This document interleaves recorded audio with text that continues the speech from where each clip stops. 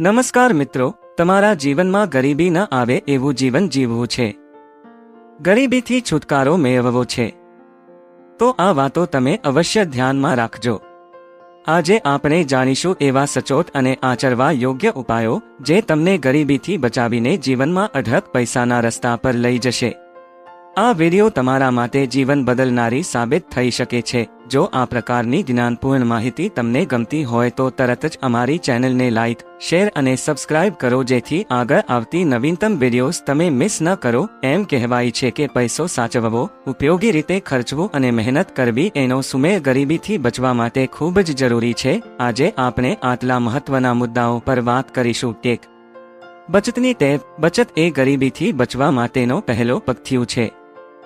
રોજિંદા કમાણીમાંથી ઓછામાં ઓછી 10% બચાવવી જોઈએ।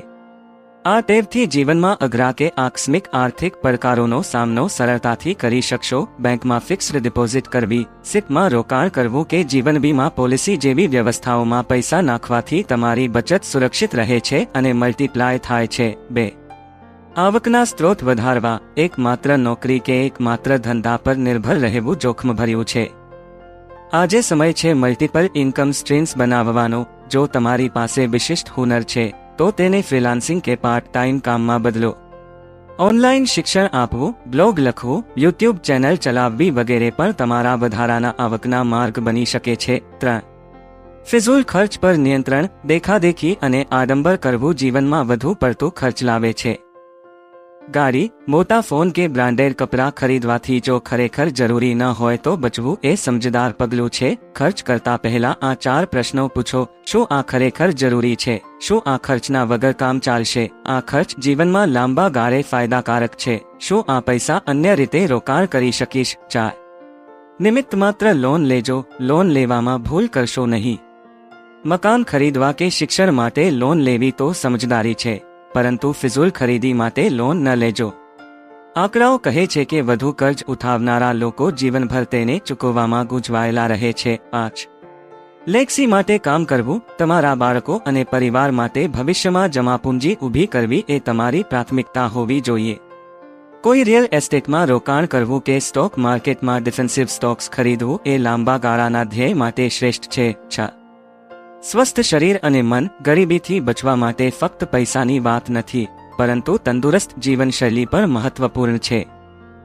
હેલ્થ ઇન્સ્યોરન્સ લેવો અનિવાર્ય છે।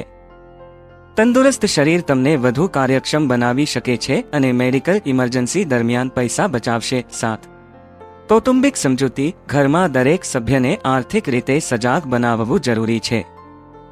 જો પરિવારના સભ્યો અહમિયત સાથે ખર્ચ કરે તો આર્થિક સ્થિતિ મજબૂત રહેશે। દરેકે પોતાના ખર્ચ માટે જવાબદારી સ્વીકારવી જોઈએ। 8, શીખવાનું કદી બંધ ન કરશો। આજના જમાનામાં નવીન કૌશલ્યો અને નોલેજ મળવું અત્યંત જરૂરી છે। ઇન્ટરનેટ પર મફત ઉપલબ્ધ કોર્સ અને કૌશલ્ય વિકાસ કાર્યક્રમો તમારા માટે આર્થિક સ્થિતિ સુધારવામાં મદદરૂપ થશે। 9, સ્વદેશી વસ્તુઓ પ્રિફર કરવી। સ્વદેશી વસ્તુઓ ખરીદવાથી દેશની આર્થિક સ્થિતિ મજબૂત થાય છે અને નફામાંથી ભાગીદારી તમને લાભ આપે છે। 10, પ્રભુમાં શ્રદ્ધા રાખો અને ગ્રેટિટ્યુડ જતાવો। તમારા જીવનમાં જે છે તે માટે કૃતજ્ઞ રહો અને મિથ્યાભ્રમથી દૂર રહો। ધ્યાન ધરીને મહેનત કરશો તો સફળતા અવશ્ય મળશે। મિત્રો, આટલી વાતો તમારા રોજિંદા જીવનમાં અપનાવશો તો ગરીબી તમારી પાસેથી ફરકી નહીં શકે। જો તમને આ માહિતી ઉપયોગી લાગી હોય તો તમારો અમૂલ્ય પ્રતિસાદ આપો અને વિડીયોને લાઇક કરવો ભૂલશો નહીં। અમારા ચેનલને સબસ્ક્રાઇબ કરવું અને તમારા મિત્ર પરિવાર સાથે શેર કરવું અત્યંત મહત્વપૂર્ણ છે જેથી બધાને આ શ્રેષ્ઠ માર્ગદર્શિકા મળી રહે। જાઓ જીવનમાં શાનદાર પ્રગતિ માટે સહયોગી બનો અને આગળ વધો। આભાર।